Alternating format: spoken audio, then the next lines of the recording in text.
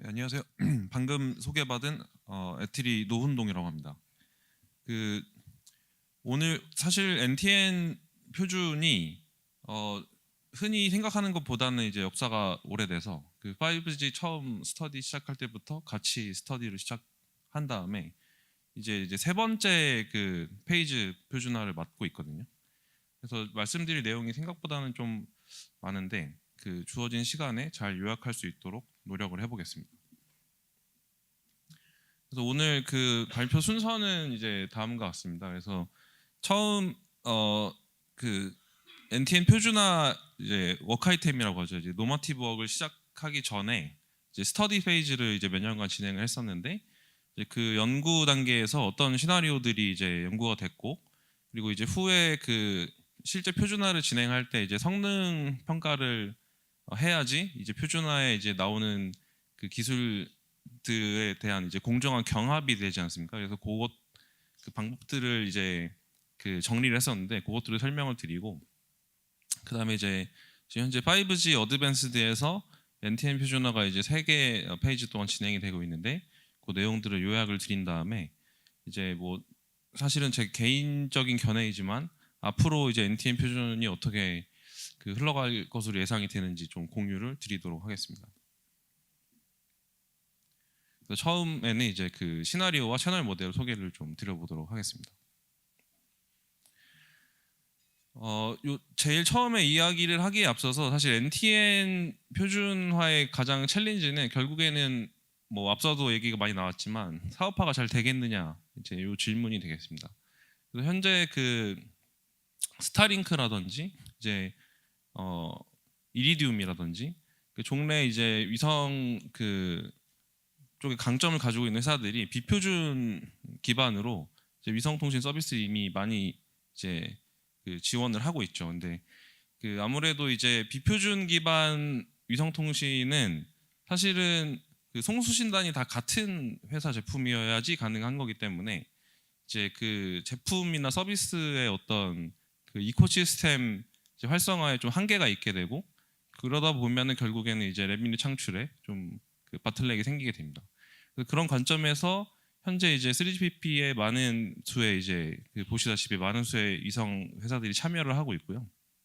그래서 요거는 이제 작년 말에 발표된 그 NTN 상용화 이제 플랜인데 여기 보시면은 이제 그 NTN을 이용한 IoT 서비스부터 이제 그 NTN에다가 이제 Vset까지 활용하는 데이터 서비스까지 다양한 서비스들을 생각을 하고 있고 그다음에 이제 정지궤도 위성부터 이제 저궤도 위성까지 또 다양한 타입의 위성들을 고려를 하고 있다. 그래서 이제 그 처음에 이제 IoT 서비스를 정지궤도 위성에서 이제 출발 서비스를 시작하는 것부터 이제 출발을 해서 이제 Vset까지 가는 이제 플랜을 보실 수가 있습니다.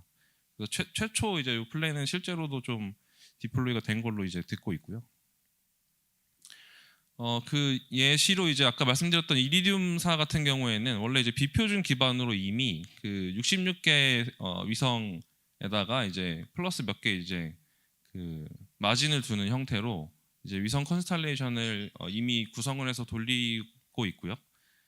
그리고 이제 이게 2000년 초반에 그 완성이 된 컨스탈레이션으로 알고 있는데 최근까지도 계속 업데이트를 해서 지난 그 9월 랜 플래너리에서 이제 발표를 했었는데 이리듐사에서 최소한 2035년까지는 문제없이 구성이 될 거다. 그리고 이제 이 콘스텔레이션을 구성하는 위성들은 이제 그 기지국 기능을 다 가지고 이제 올라가 있는 이제 리제네레이티브 페이로드고 그리고 이제 그 위성 간에 이제 멀티 피더 링크를 지원을 하는 소프트웨어 디파인드된 그 네트워크를 가지고 있다 이렇게 발표를 했습니다. 근데 이제 논의를 실제로 하다 보면은 그 풀리 소프트웨어 디파인드는 아닌 것 같긴 하고요. 그래서 이제 뭐 근소한 이제 다운링크, 뭐 업링크 이런 구조를 살짝은 바꿀 수는 있긴 하지만 이제 프레임 자체를 완전히 바꾸는 거는 조금 힘들다 이렇게 말씀을 하셨던 기억이 있고요.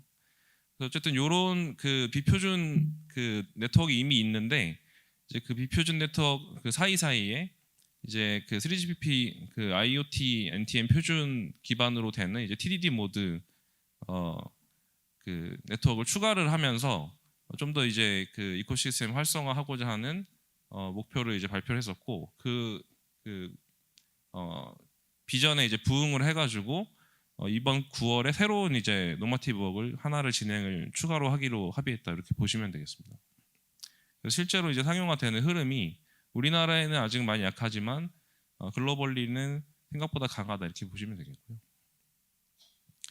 그래서 이제 NTN이라고 하면은 사실 특히 우리나라에서는 조금 그 익숙하진 않은 것 같습니다. 그래서 이제 그 TN 그 밑에 쪽 그림에 있는 TN 종래 이제 그림을 보시면은 이제 그 데이터망을 일단은 제외를 하고 이제 그 네트워크 코어망에서 이제 그 랜 기지국으로 지노드비로 이제 연결된 인터페이스가 있을 거고 그 다음에 이제 우리가 이제 뭐 건물 옥상이나 이런 데서 흔히 볼 수 있는 기지국 지노드비 안테나에서 이제 단말까지 이제 또 유저 인터페이스가 존재를 할 겁니다. 무선 인터페이스가 존재를 하겠죠.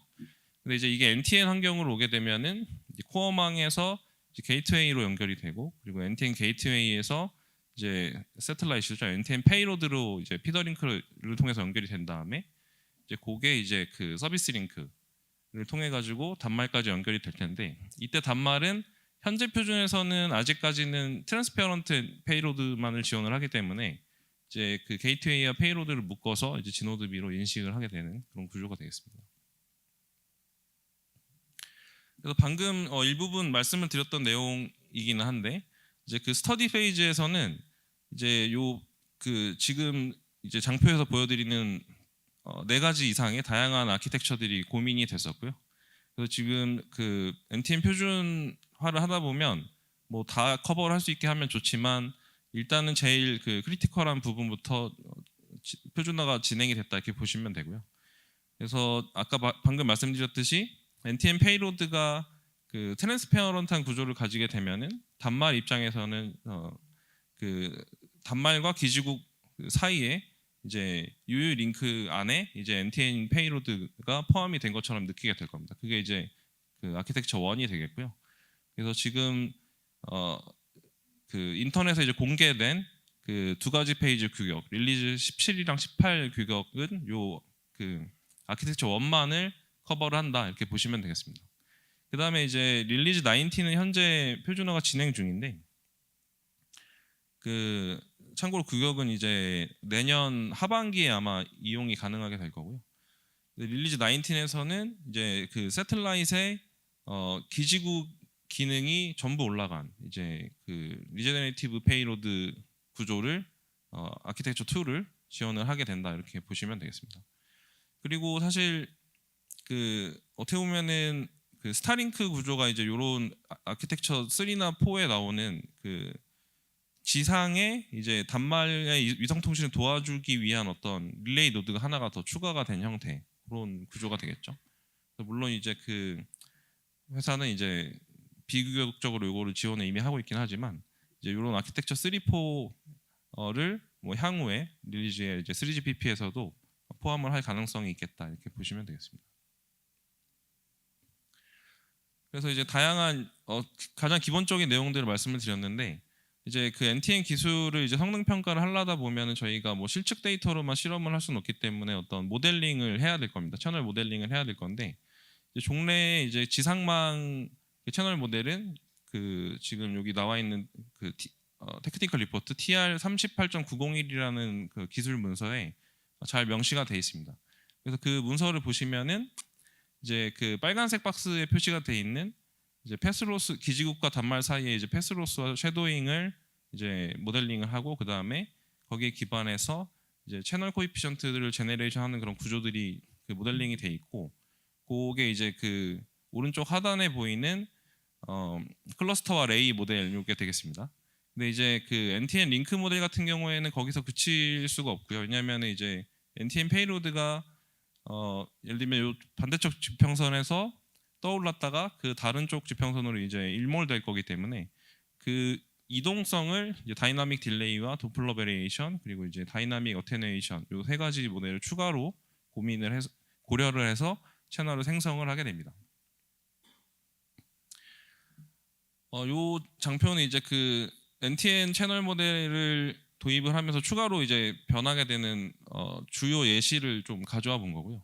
그래서 여기 굉장히 다양한 이제 새틀라이트 아키텍처들이 이제 고려가 될 수 있지만 예를 들어서 요 노란색 강조된 것만 일단 봐주시면은 이제 내가 어떤 해양 환경에서 이제 그 고정된 지오 위성을 보고 있다고 하면은 그 위성이 보이는 각도는 이 지금 수평선 근처에 장애물이 아무것도 없을 확률이 굉장히 높기 때문에 이제 처음에 보이기 시작하는 각도가 굉장히 낮겠죠. 그리고 이제 일몰되는 각도도 굉장히 낮을 겁니다. 그러면은 그 요 지금 가운데 장표의 이제 가운데 열에 있는 5도를 이제 엘리베이션 앵글 이제 한 개로 볼 수가 있겠고요.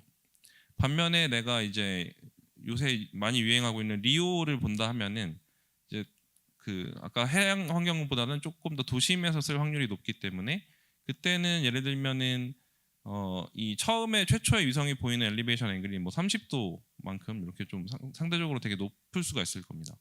그래서 이제 그런 다양한 환경들이 고려가 돼야 되겠다를 말씀을 드리는 거고요. 그래서 이제 그 리오 같은 경우에 이제 30도에서 나타나서 이제 마이너스 30도에서 사라진다 이렇게 생각을 해봤을 때 그 요 오른쪽 하단 오른쪽에 있는 그 그림처럼 이제 위성의 고도에 따라서 위성이 이제 600km 상공을 날고 있느냐 1200km 상공을 날고 있느냐에 따라서 이제 슬랜트 레인지 단말부터 위성까지의 거리가 이렇게 쭉 변하게 되는 걸 볼 수가 있습니다. 그런데 그 변하게 되는 정도가 생각보다 크다는 거를 알 수가 있고요. 그래서 오른쪽 하단에 이제 그 바로 제가 이제 가이드라인을 그어둔 게 1ms가 되겠고 이제 1ms면은 NR 5G 규격에서 이제 한 슬롯이 되겠습니다. 그래서 이제 내가 이제 요 밑에 쪽에 지금 단위가 사라져서 안 보이는데 초고요. 그래서 이제 그 리오 600 같은 경우에는 한 4분 정도 보이는 기간 동안에 이 슬롯이 이렇게 왔다 갔다 할 수가 있겠다. 그래서 이제 그거를 보상을 하는 게 핵심이 되겠다. 이런 거를 추측할 수 있는 장표가 되겠습니다. 그래서 이 장표는 이제 방금 함께 설명을 드렸기 때문에 넘어가도록 하겠습니다. 그리고 이제 그 다양한 뭐 위성하고 아키텍처를 설명을 드렸었는데 이제 위성 통신을 한 종류의 단말만 할 거라고 또 볼 수가 없지 않습니까? 그래서 다양한 단말들이 위성 통신을 이제 바라고 있을 수 있고요. 그래서 예를 들면은 접시 형태의 이제 V셋 안테나를 사용해서 위성 통신을 하고 싶을 수도 있겠지만 지금 현재 저희가 그냥 쓰고 있는 핸드헬드 단말이라던가 아니면 더 단순한 그 타입의 IoT 디바이스들도 위성 통신하면 굉장히 유리한 경우가 많이 있을 겁니다.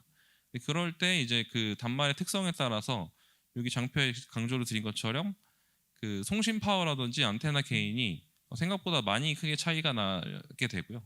그렇다 보면은 이제 요 오른쪽 그림에 표시해드린 이제 캐리어 투 노이즈 인터페런스 레이시오 그 환경에서 나오는 실제 이제 캐리어 노이즈 CNIR과 그리고 이제 내가 어떤 채널이나 신호를 송신하기 위해서 필요한 이제 required CNIR이 있을 텐데 그 사이에 이제 그 마진이 좀 많이 차이가 나게 될 겁니다. 어떤 단말 타입이냐, 어떤 주파수 밴드를 쓰느냐에 따라서요.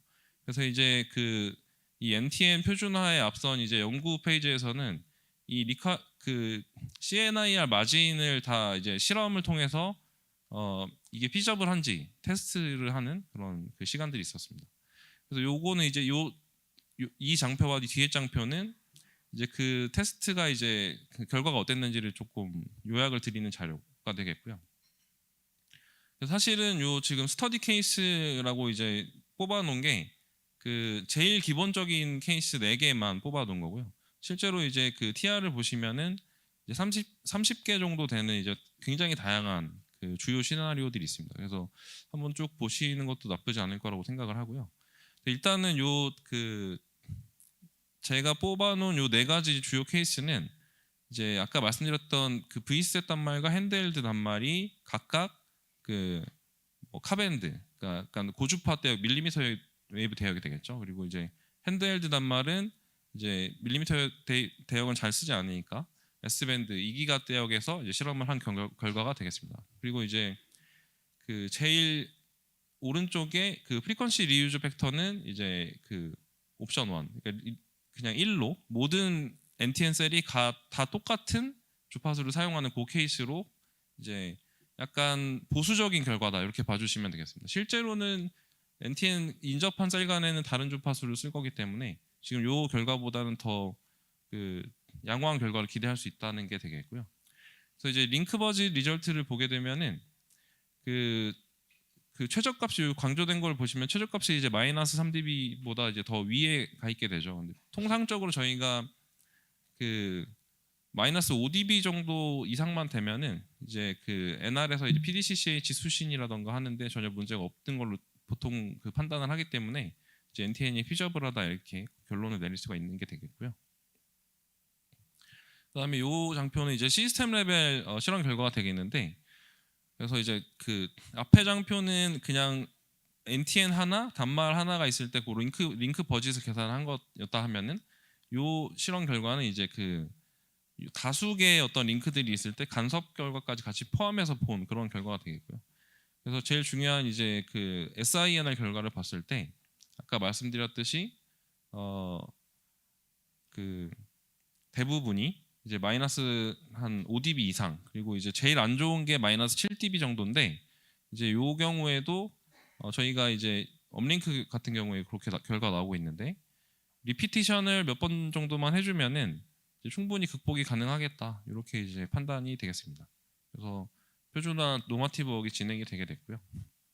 그래서 요 결과를 바탕으로 이제 표준화를 간략하게만 좀 설명을 드리겠습니다. 그래서 앞에 이제 그 두 개 회색깔 처리된 부분에서 이제 방금까지 설명드렸던 이 시스템 모델과 채널 모델 그리고 이제 실험 결과들 이런 게 이제 논의가 됐던 거고요. 그리고 뒤쪽에 이제 파란 색깔 그 세 개 페이지에서 표준화가 이제 두 개는 완료가 됐고 두 개는 진행 중인 게 되겠습니다. 그래서 이 자세한 내용 뒤에 말씀드리겠지만 이제 처음 페이지에는 결국에는 이 제너럴한 프레임워크를 만들다가 뒤쪽으로 갈수록 점점 이제 스페시픽한 시나리오에 맞는 최적화가 진행이 되고 있다 이렇게 이제 보시면 되겠습니다. 그래서 처음 말씀드릴 거는 이제 첫 번째 페이지죠. 릴리즈 17에서 이제 제일 중요한 기능이라고 볼 수 있는 이 상향 링크 이제 전송 타이밍 조정하는 기능에 대해서 좀 설명을 드려야 될 것 같습니다. 사실 릴리즈 17에서는 아까 말씀드렸듯이 이제 그 트랜스페어런트 페이로드만 생각을 하기 때문에 왼쪽 그림만 이제 참고를 하시면 되겠고요. 오른쪽 그림 리제네리티브 페이로드 케이스는 이제 릴리즈 17에서 타겟팅을 한 건 아니지만 커버가 가능하도록 규격화는 돼 있다 이렇게 보시면 되겠습니다. 그래서 이제 그 이 업링크 트랜스미션 타이밍 어저스트먼트 TA라는 거는 사실은 NTN에서 새롭게 들어온 기능은 아닙니다. 그래서 이제 TN 지상망에서도 그 저희가 단말이 업링크 전송을 이 다운링크 전송 그 슬롯에 본인의 입장에서 맞추지 않고 약간 땡겨서 보내도록 규격화가 돼 있거든요. 왜냐하면 기지국과 단말 간 거리가 이제 한 셀에서 굉장히 다양하게 존재를 하기 때문에 기지국 입장에서는 업링크를 같은 순간에 다 받아야지 이제 여러 가지 차원에서 이제 좀 편하지 않겠습니다. 뭐 간섭 관리라든지 이렇게 편하게 되기 때문에 기지국 수신 입장에서 요 그 업링크 다운링크 슬롯 바운더리라던가 프레임 바운더리를 맞추고 싶어 합니다. 그래서 NTN에서는 근데 이제 여기 장표에서 보시다시피 그 지상망 대비 프로파게이션 딜레이가 굉장히 크기 때문에, 게다가 이제 이 그 TA를 맞춘다는 게 그 요 왕복거리를 땡겨줘야지 이제 수신 입장에서는 이게 정확하게 맞게 되기 때문에 그 상당히 긴 시간을 맞춰줘야 됩니다. 예를 들면은 정지궤도 위성 같은 경우에는 뭐 수백 밀리세컨드 이상을 이제 미리 땡겨야 되는 그런 경우도 생기게 되거든요. 그래서 이제 요거를 두 개로 나눠서 이제 보상을 해주게 됩니다. 그래서 아까 말씀드렸던 이 위성과 게이트웨이 사이가 되겠죠. 그 피더링크 RTT의 일부를 이제 커먼 TA라는 걸로 이제 맞춰주는 규격화가 진행이 됐습니다. 그래서 이 커먼 TA는 이제 그 SIB19이라는 이 방송 그 되는 채널에 이제 실려서 이 위성이 서비스하는 셀 전체 지역에서 이제 동일하게 보상이 되게 됩니다. 어떻게 보면 당연한 결과겠죠. 이 위성과 지금 그 업링크 다운링크 타이밍을 맞출 이제 그 레퍼런스 포인트 간에 이제 그 거리는 전 셀에 대해서 다 똑같을 거기 때문에. 근데 이제 반면에 이제 서비스 링크 RTT는 이제 그 위치 정보를 통해서 그 단말이 알아서 맞추도록 교육화가 되어 있습니다. 그래서 단말은 이제 GNSS, 예를 들면 GPS 같은 이제 그 위치 기반 시스템이 반드시 그 지원이 돼야 되고요. 그 다음에 그 위성의 위치는 이제 역시 SIB-19에 있는 에피메리스 인포메이션이라는 걸 통해 가지고 위성의 궤도 정보를 이제 단말이 수신을 하게 됩니다. 그러면은 위성 위치랑 내 위치를 동시에 알게 되면은 그 거리와 빛의 속도를 이용해 가지고 이제 얼마나 이제 이 RTT가 될지 계산을 할 수가 있겠죠. 그래서 그만큼을 단말이 보상을 먼저 이제 해주게 됩니다. 그래서 이제 요거는 뒤쪽 자료에는 제가 생략을 했지만 그 NTN 표준에서 현재까지는 제일 중요한 그 제약 중에 하나가 이제 GNSS K-팝을 유의 많이 붙을 수가 있고, 그리고 만약에 내 GNSS 그 정보가 오염이 됐거나 아니면은 내가 이제 아예 잃어버렸다라고 하면은 NTN 셀에서 어떠한 그 송신 동작도 할 수 없도록 강제가 돼 있다. 요거를 이제 생각해 주시면 되겠습니다. 그래서 이 부분이 향후 그 표준에서도 좀 그 더 오픈이 돼야 될 이슈라고 또 볼 수가 있겠고요. 그래서 이제 아까 말씀드렸던 이 TA가 이제 그 개선이 되면서 이 단말이 어떤 TA를 정확하게 적용을 했는지 기술국이 알 길이 없으니까 그거를 이제 보고하는 기능이 들어갔고, 그다음에 이제 RTT가 길다 보니까 원래 TN에서도 그 하향 링크와 상향 링크 간에 이 관계들이 있을 수 있기 때문에, 예를 들면 뭐 하크액을 이제 피드백을 한다든지 하는 관계가 있을 수 있기 때문에 그 사이에 시간 갭이 정의가 돼 있는데, 그 갭에도 이제 이 RTT를 그 고려해서 이제 추가적인 딜레이를 줄 수 있도록 기능들이 들어갔다 이렇게 보시면 되겠습니다. 그래서 요거는 이제 아까 말씀드렸던 SIB-19을 소개시켜드리는 자료가 되겠습니다. 그래서 SIB-19이 이제 굉장히 핵심 그 NTN 규격 중에 하나라고 볼 수가 있는데, 단말이 이제 그 SSB 등을 이제 수신을 하면서 여기 그 왼쪽 그림에 보시면은 단말에 이제 이니셜 액세스 절차가 나와 있는데, 그 위성 관련된 정보는 이제 그 other SI라고 해서 요 그 밑에 쪽 프로시저의 밑에 쪽에 있습니다. 그래서 단말이 SSB라던가 MIB라던가 SIB1 같은 거를 받을 때까지는 구현적으로 이제 알아서 받아야 되고요. 그래서 이제 SIB-19을 받고 나서는 아까 말씀드렸듯이 이제 위성의 위치 정보라든지 내 위치 정보, 그리고 이제 커먼 TA 같은 거를 통해 가지고 이제 더 정밀한 통신을 할 수 있게 되는 그런 구조가 되겠습니다. 그리고 SIB-19 같은 경우에 또 특히 이제 방송 정보이지만 위성이 계속 움직이기 때문에 이제 이 정보가 언제부터 어디까지 유효하다 이런 정보들도 또 알려주는 구조가 되어 있고요.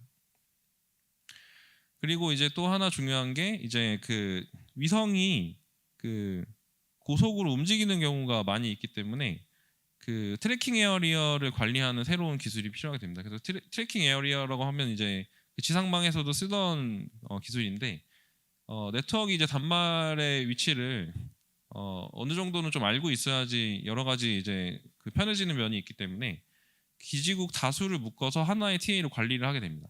근데 이제 위성 같은 경우에는 어떻게 보면 이 기지국이 고속으로 움직이다 보니까 그 관리를 편하게 해주기 위해서 이제 TAC를 여러 개를 알려주고 그걸 또 이제 약간 움직일 수 있게 이렇게 해주는 기능이 들어갔고요. 그 다음에 이제 그 이거는 조금 그 스페시픽한 기능이라고 생각하실 수도 있지만 약간 중요한, 실제로는 굉장히 중요한 기능일 수 있는 게, 그 단말에 있어서 가장 중요한 게 기지국이랑 이제 싱크를 맞추게 되는 거겠습니다. 너무 당연한 얘기인데, 그 싱크를 이제 처음에 맞출 수 있는 기회가 SSB를 측정을 하면서 그 싱크 시그널을 측정을 하면서 이제 생기게 되는데, 그렇기 때문에 그 싱크 시그널을 측정할 때는 그것만 해주도록 이제 보장을 해주게 됩니다. 그래서 그게 이제 SMTC 설정이라고 보시면 되겠는데, 그게 통상 TN에서는 이동성이 낮기 때문에 SMTC 설정을 그냥 하나만 줘도 이렇게 충분히 커버가 됐었는데, 이제 요 좌측 그림에서 보시다시피 내가 위성 2개를 매저를 하게 되면은 딜레이 차이가 엄청나게 클 수가 있게 되고, 그러면 SMTC 하나가 이 온전한 구간을 다 커버하지 못하는 경우가 생기게 됩니다. 그래서 이제 멀티플 SMTC가 또 서포트가 된다 이렇게 보시면 되겠고요. 그 다음에 또 중요한 게 그 핸드오버 관련된 기능이 되겠습니다. 마찬가지로 위성이 고속으로 이제 움직이게 되고 아까 말씀드렸듯이 특정 케이스에서는 4분 간격으로 위성을 스위치해야 되는 케이스들이 생기기 때문에 생기게 됩니다. 근데 이제 생각해 보면 그때 같은 한 위성셀에 있던 모든 단말들이 동시에 핸드오버를 해야 되는 상황이 되게 되고 그러면은 그 핸드오버를 위한 어떤 시그널링이 엄청나게 많이 발생이 되게 됩니다. 그래서 요 이슈를 이제 뭐 시그널링 스톰이라고 많이들 얘기를 하는데 그거를 해결하는 이제 개선들이 굉장히 다양하게 있었고요.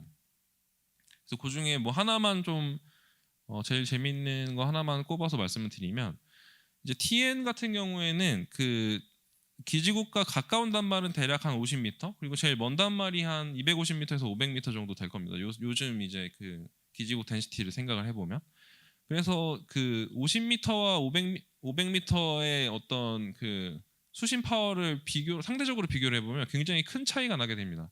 근데 이제 NTN 케이스를 보게 되면은 궤도가 아무리 낮아도 그러니까 600km 정도밖에 안 되더라도 NTN 셀이 통상 한 지름을 100km 정도로 많이 가정을 하는데 그 셀 센터와 엣지의 그 슬랜트 레인지를 계산을 해보면 2km밖에는 차이가 나지 않습니다. 그래서 그 약간 종래의 어떤 핸드오버라든지 컨디셔널 핸드오버에서 그 신호 파워를 기준으로 이렇게 단말을 넘기는 것만으로는 좀 많이 불편해지게 되는 경우가 생기게 되고요.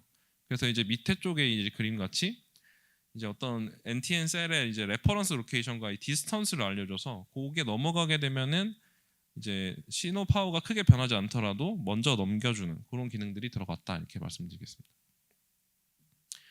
그리고 요것도 약간 재밌는 뭐 기능인데 이제 릴리즈 18이 되겠습니다. 두 번째 이제 페이지에서 들어온 기능인데 이제 요 그 면적 셀의 면적은 그냥 참고로만 봐주시면 감사하겠습니다. 그래서 이 기능은 NTN에 접속하는 단말한테 TN 셀의 에어리어를 알려줌으로써 이 TN 셀 NTN에 붙어 있는 단말이 사실은 TN으로 핸드오버를 할 수도 있기 때문에 TN 셀도 계속 매저를 해야 되는 이슈가 생길 수 있거든요. 근데 이제 예를 들면 저 그 TN이랑 NTN이 겹치는 데서는 이게 밸리드한 메저먼트인데 이제 TN이랑 NTN이 안 겹치는 이 바다 같은 면적이 있지 않습니까? 거기에서는 메저먼트를 스킵할 수 있도록 해주는 그런 기능이 들어갔다 이렇게 보시면 되겠습니다.